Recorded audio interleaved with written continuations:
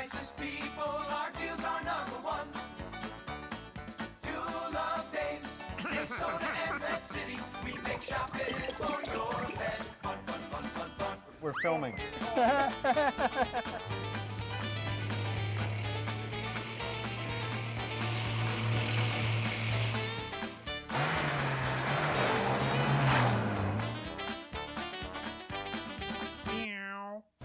Well, hello, boys and girls. Welcome to Dave's Pet Show. I'm here with young Matthew. Hello. Hello. And Matthew is all excited. Pulled me out of a meeting the other day to show me his new fish that I think are reasonably cool, Matthew. And They it was are actually cool. worth doing that. Where's the trip pulling you out of the meeting? Yeah. So what are you all excited about there, youngster? Okay, as you know, we always do captive raised saltwater fish. So meaning, What does that mean? Meaning they are not pulled right out of the ocean. They're either raised out from larval or they're actually physically bred in a tank, but nothing is disrupted. These have not seen the wild. And these are generations now. These are generations that have been bred and bred and bred, so you're getting all sorts of hybrid colors. Yep. But of course, these are all saltwater. Yep. And a lot of bubbles in that tank. lots of bubbles. Yeah, actually, I just turned up the protein skimmer. I was just adjusting something, but I have to just sort of tone that down a minute. But look at some of the colors on these guys. We'll start with, first of all, everyone's been pointing these guys out.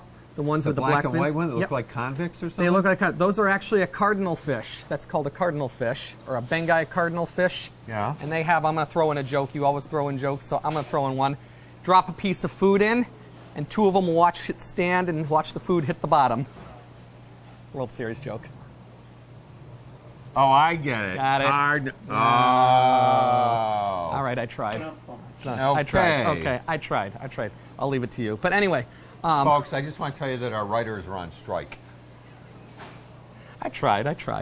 Okay, but look at all these other guys you got in here. We've got different types of clownfish. Everyone thinks of a clownfish. They think of the little Finding Nemo guy, the little Percula clown, the three-stripe with the black trim. Yep. There's actually like 15 or 20 different types, and they all have different patterns, all different stripes. This big orange guy over here. Wait a minute. Those are all clownfish? These are all different types of clownfish. The blue ones are damselfish, and there's one little tang in there. But all these orange and red ones... Shouldn't the tang be orange? Oh, my joke was better. Okay. No, Okay. Joe says no. No. All right. But anyway... Okay, how about... Do you know why the bigger fish don't eat the clownfish? Why? Because they taste funny. They taste funny. Okay. Okay. Sorry. Wow. Okay. Anyway, so... Joe like that one? This is good. Anyway, as Joe's a great audience, folks. the way he's leaning on that tank right now is just something. Okay, but anyway, as we were saying, clownfish, all different colors. Probably one of the easiest saltwater fish to take care of, besides the damselfish. Yeah. Great for beginners. They don't need a ginormously huge tank because they tend to be a little bit more stationary, where some fish are going to be schooling and racing around. Plus, you know what I was just thinking? What's that? Seriously. The damsel, like if the tank was going bad or something, you'd have damsels in distress. So you could come over and rescue them and put them in here. Exactly. Okay. That's it. All right. No more interruptions. Okay. Anyway, this is a tomato clown. As you can see, he looks like a big tomato. He's got the red body with the one stripe. Yeah, with the one stripe. One stripe. There's also another one, a real stinker, called a skunk clownfish. He's the pink guy. Which guy is that? He's pink, the pinkish one. He's got the one stripe over from his forehead all the way down his back. He's cool. You can see that. A very simple looking, very sort of subtle, peaceful looking, pretty fish. And who's the guy with the green on? He sort of looks like the pink one, only he's got that.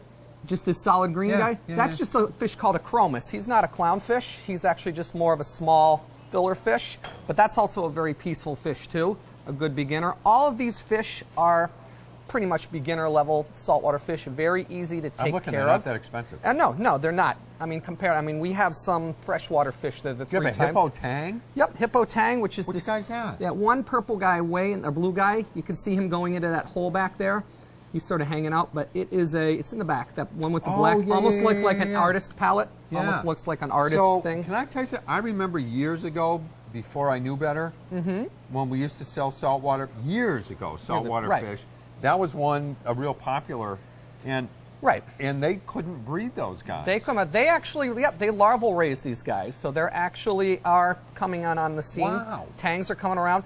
Granted, there are still not a huge number of saltwater fish that are raised in Right. that manner. How but about tangs and stuff like that? Regular. some of the tangs, the yellow tangs you can see, but a lot of like the Nazos and some of the bigger guys, yeah. They're not quite done yet. But these guys, the benefit of having tank raised fish, benefit is that one, a coral reef is a very, very, very fragile environment. Yeah. And pulling fish off of it is actually going to disrupt balances.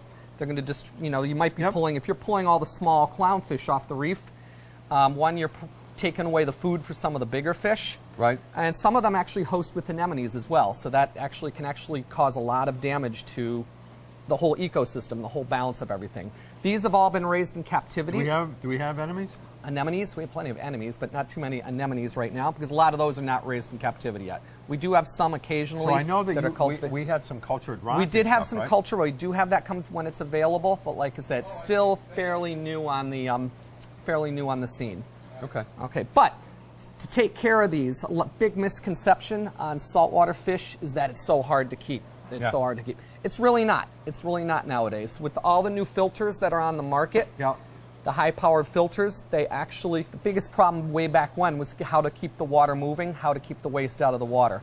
Filters have come such a long way that they can actually take care of it as easy as a freshwater tank. So, correct me if I'm wrong, you can now have a 10-gallon tank with a couple of saltwater fish in, right? You can, as long as, like I said, saltwater fish do grow a little bit larger. They do grow a little bit larger. How big do the clowns? I didn't think they got that much bigger. Some of the species grow only about 3 to 4 inches, maximum about 6 inches. So 20-gallon. You need 20 gallon. long. You can do a 10-gallon, but bigger tanks tend to be more forgiving for a beginner. Ideally, minimum, I'd even just start with a 30-gallon, 29 or a 30-gallon. Okay. There's a lot of people when they buy a fish tank, beginners, they want to have a whole tank of fish swimming, or they want a pretty scene right there. So the bigger the better. Bigger is much more forgiving. Can I interrupt you? Sure. Who's in there? Yep, we've got some other fish over here, mostly some damsels and a couple of triggerfish. Oh. Just a few random fish all over right. here. Okay, I thought it was almost a reflection when I saw more. Yeah, there's a couple clownfish over clowns in there. Yeah, there. there's a couple, and this is just a newer batch that we moved over here and started a new tank. Okay. Feeding them, what do you taking feed care of them, it's now just like you would a freshwater fish. Yep.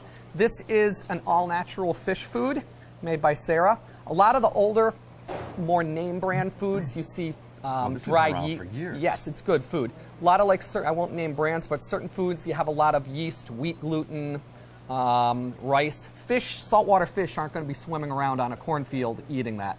This is fish meal, shrimp, algae meal, basically the whole fish that's been actually ground. So it's what they're eating in the wild. So it's everything they're needing, plus they're injecting vitamins. They're putting garlic in there. Garlic is actually a very good deterrent for parasites. And there's no vampires in there. There's no vampires in there, so nothing's that'll deter everything away. Right.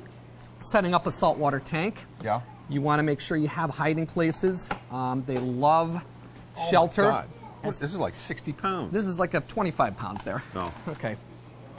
Okay. 25 pounds of salt water. And how you make the salt. You're destroying the tank. It's coming apart on me. I'm just falling apart everywhere. This is your sea salt. A lot of people think that you're going to take kitchen salt and just put it in the water. This is actually dehydrated seawater. That's actually been, all the H2O has been taken out. And what you do is you mix it back up with dechlorinated water. Yeah. Get your chlorine out. And you actually use this tool. Here, they can't see that. Which is called a hydrometer, to measure it to where you want it. It's actually quite easy. And where do you want it? If you can see right on here, there's a little area. There's a little shaded area. A safe zone, right.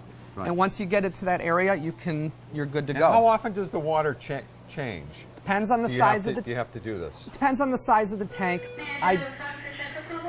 Yeah. Okay. On this tank right here. It's going to bounce.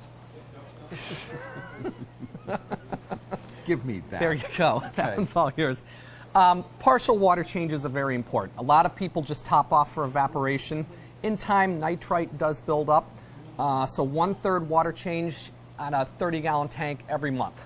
Every month, yep. Well, plus during the winter it evaporates. It's going to yep, but you still never always do water change anyway, because what you're doing is that water molecules evaporate out, any built-up waste doesn't. Just goes to so the bottom. right, it says. So you want to do your gravel vacuum. So tell me what the whole thing with which has always confused me, with the protein skimmer? Protein skimmers are a tool that works on saltwater tanks only. What it does, because salt is a very, very, very dense matter, Yeah. stuff is going to actually rise up above it. Like the waste, the proteins, the stuff that the filter itself, it's too microscopic to pull out. You're going to inject air and you're going to circulate it, and what it's going to do, it's actually going to separate the dirt molecules from the salt molecules, and it collects up on the top of the tank. So it takes the dirt molecules It physically out and takes the leaves real and fine leaves the salt in. and leaves the salt in. Exactly. It So doesn't- the regular filter can't do that. Regular filter, you can, if you just have fish only, you Yeah. can substitute a protein skimmer by doing routine partial water Yeah. changes. But some of the more advanced people that are keeping big coral reefs, Right. it's ideal to have that Okay. because you're less disruptive going into the tank, siphoning things around, and it takes a lot of the real fine stuff that a lot of the other things miss. So can you put my favorite fish in the whole world in here? The What? sailfin mollies and stuff? That's actually a really good question.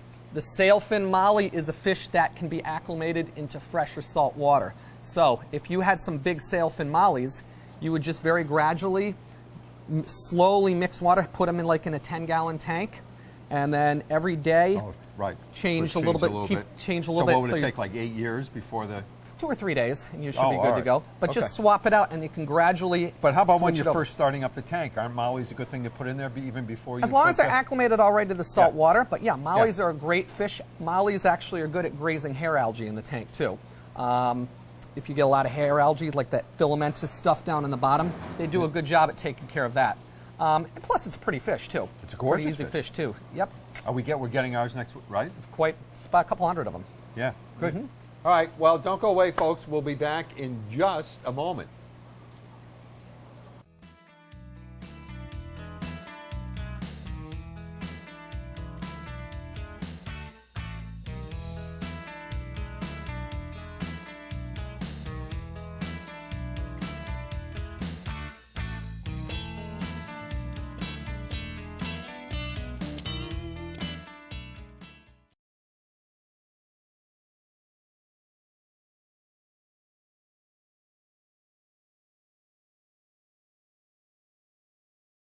Hey, everybody, we're back. So this one is serious. This is going to be a serious segment. With all the news about all the recalls from stuff being made in China, I want to assure everybody that there is almost now no reason to buy a treat that's made in China. If you come into our stores, we have this whole rack plus 2 whole racks down there are all treats that are made in the USA. So first we're going to talk about dogs first. And you know what, because cats aren't a pain in the neck about treats, dogs are a pain in the neck about treats. So when customers ask me, you know, what's a good treat? There's different reasons for treats. My favorite things that I give my guys are just chicken strips. And I like to give them, this is actually the one, this is my favorite, this True Chews. It's just chicken tenders. I'll read you the ingredients.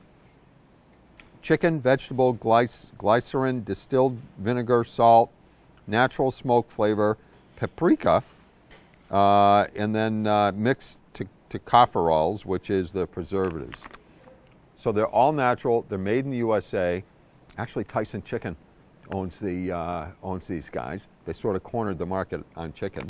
But here's 2 reasons why I like them. No carbs, so the dogs won't get fat. I am convinced, because I know my customers, if all my customers stopped buying biscuits and anything with wheat or grain for the treats, we wouldn't have as many overweight dogs as we do now. But the key is, not everyone, but there are just zillions of companies that have made in the USA. So these are good. The True Chews are good. They're a little bit softer. My guys also love the Scooters treats, which I'll open one up because I'll just take it home after. And these are good because they're crisper. So even if you want to just use this as a training treat, they're fabulous, and I don't think there's a dog in the world that doesn't like chicken. Now here's the only bad news. Treats made in America are obviously going to be a little more expensive than treats made in China. And I get, let's see, how can I say this? The whole deal with so many things being made in China is because if customers didn't buy the stuff that's made in China, there would be no market for it, and companies wouldn't have stuff made in China. So as long as people keep coming in and saying, this is too expensive, we're going to buy the cheaper stuff that's made in China, guess what? Stuff will continue to be made in China. It's all about who's going to spend what money for it. So all these, there's some really neat ones. Here's another one that I give one of my dogs, Augie, who we think has an allergy to certain proteins. These are just little strips. And I'll open this one up because I'll take this one home as well, but I'll pay for it first, folks. Fabulous training treats. Just little pieces of pure venison. So now venison, you know, we don't have it here, so this gets imported from New Zealand or Australia, which is where all lamb and venison comes from. We don't grow enough here. So as I go down this aisle, we've got the familiar companies of everything from Blue Buffalo to Old Mother Hubbard, all these Dick Van Pattens. Here's one of my absolute favorite companies in the world. It's a company called Zooks. They're obviously made here, and they make all these little different treats. They're fabulous for training treats. This is really important. The treats that you give your dog, just don't over-treat the dog. I can't tell you how many customers come in here and say, oh, my dog won't eat. And it's like, well, he's not eating his regular food because you're giving him 80,000 snacks. So he's not hungry. So just coming down here, this is kind of interesting. So let's talk about the market. The original chicken strip was Dogswell. And they were having all their stuff made overseas. They got killed.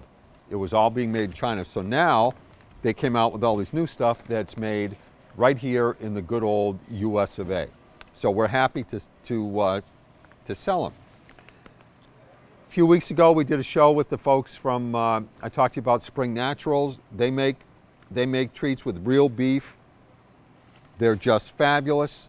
You've got all the natural balance, treats and biscuits. I mean, there's just brands you've never heard of on both sides of the row here. And then I want you to follow me over here because this is probably even the most important of all the aisles. So those are all great treats, but what about what to give your dog if your dog is a real chewer? This whole row here is all different body parts. Some are smoked. So this one is a pork femur bone. $3.69 will last the dog for hours and hours and hours and hours and hours, right? The bad news with some of these is that you don't want to do this in your house because sometimes it can stink or the stain can get on the rugs or stuff. So if you want to do that, then you just come over here and we have ones that aren't stained. We have this is a real bone. So this one says large white bone, made in the USA. Dogs will chew, my guys chew on these forever. So with all these treats, all these chews, it's just does not make sense to buy anything that's not made in the USA. We even have different brands. It's like crazy. We have so many different brands. See how thick, I don't know, you can see how thick this is, Joe? $3.69. It'll last forever. This is the kind of stuff that you should be buying, for your dog. And this won't stain anything, so it doesn't even matter if the dog's chewing it on your bed. So is that it? Did you just give me you're tapping your watch? So don't go away, folks. We'll be back in just a moment.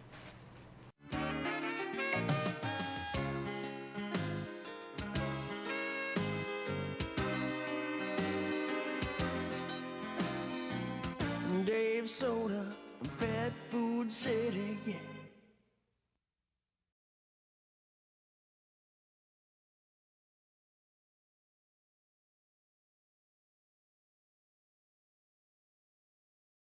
Back. Hey everybody, so we're back and I want to continue my crusade to get everyone to use more canned food for their cats rather than dry food. And I told you, mentioned Dr. Lisa Pearson several times, who I have actually been in contact with, and we have a link to her site on our website. And she is the veterinarian who is, she's actually getting very well known. If you just Google, this is my favorite thing to do, Google what to feed a diabetic cat, or Dr. Lisa Pearson, and her website will come up, and she will just absolutely convince you why it's so important to feed your cat canned food. And not all canned foods, but canned foods that are mostly, if not all, meat. Because, as we have said before, your cat is, your little fluffy cat that's crawling around your head right now, is actually a ferocious carnivore. Right, Joe? Are you getting a new cat yet? You're gonna get, Joe's getting a dog. Okay. But anyway, Joe just lost his cat a few weeks ago. So the deal is, a lot of cats don't drink enough water. And so that, not all the time, but that can sort of lead to cystitis or urinary problems, all kinds of system problems. So one of the ulterior motives of feeding your cat canned food is all canned foods, everybody's, is somewhere between 76 to 78% moisture. So it's sort of a sneaky way to get some moisture into the cat's eating rotation. We came out with what's called 95% meat, which is basically it's meat in a can with added vitamins and minerals and some guar gum or something to help keep the food together. Why this is really important is, number one, again, your cat is a pure carnivore, so these are all meat, basically. This is the most important part.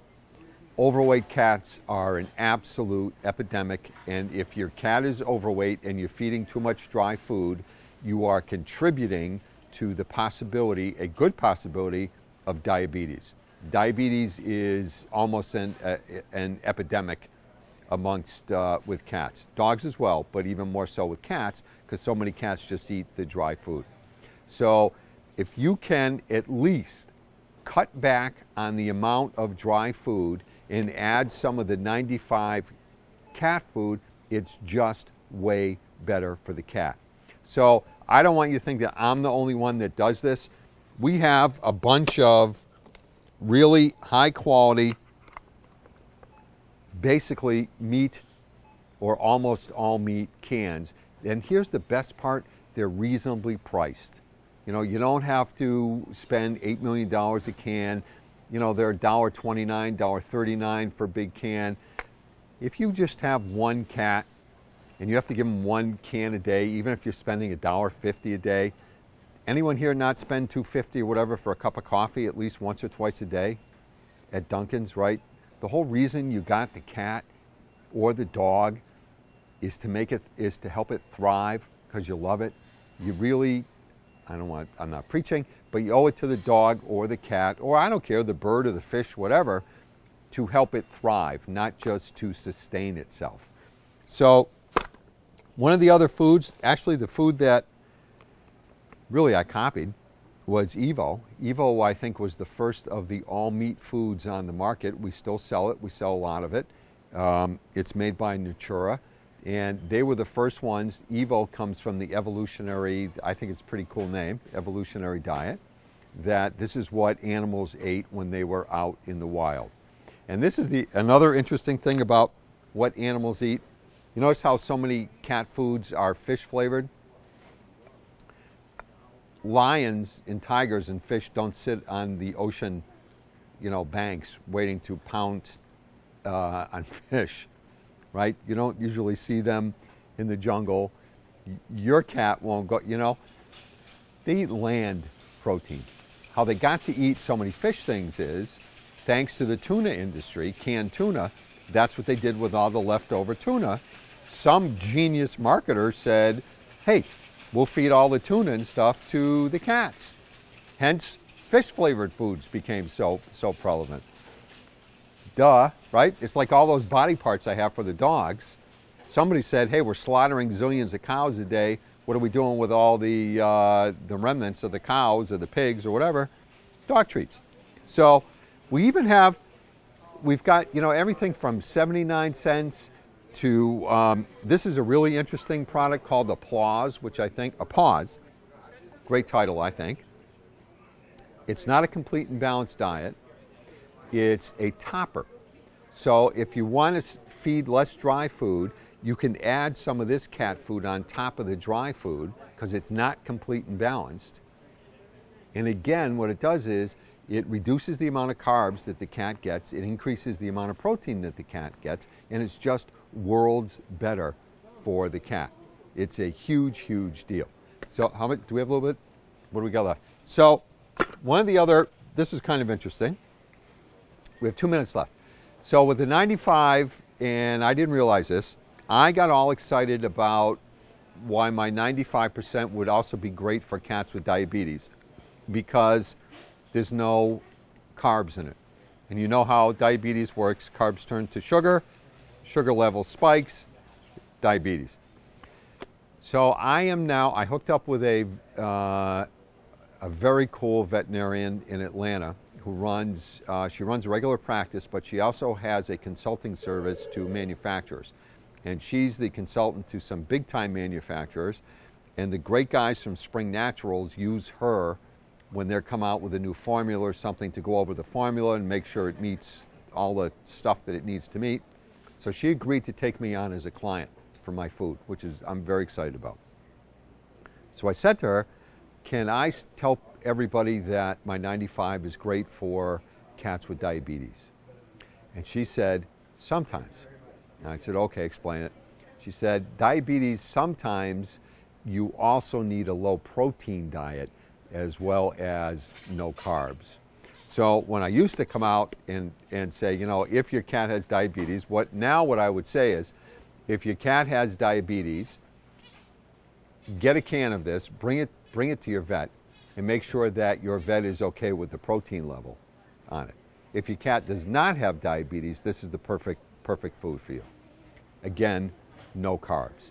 So in future shows, as I get to do more, it's not really research, but as I get to have a better involvement with the veterinarian service in Atlanta, we're going to be coming out with some more foods that she thinks that's lacking in the market. And because I'm not a huge company, I can sort of turn around and do this a little bit quicker. So it's a very, very exciting, very, very big deal for us. Here's the other cool thing about her. She grilled us and her company grilled us, did all kinds of research about us before she would take us on as a client, which was also kind of cool because it's not just, oh yeah, you're a client, where's your check? We're in business. So it's very cool. So with that, I think our time is up. And I hope you learned something and had some fun. And we're going to work on Matt with the jokes because it wasn't good. Have a good week.